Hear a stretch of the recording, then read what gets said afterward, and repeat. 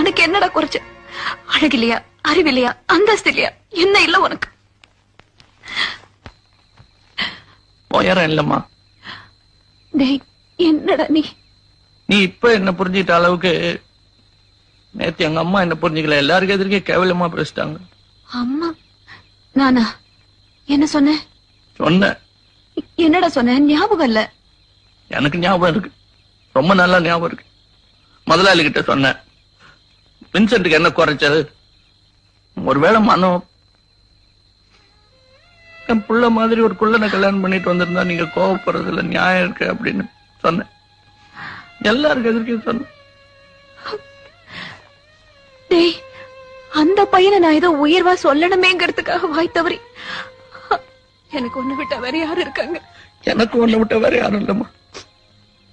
ஊருக்கு நான் கோமாளி, வேடிக்கை. நான்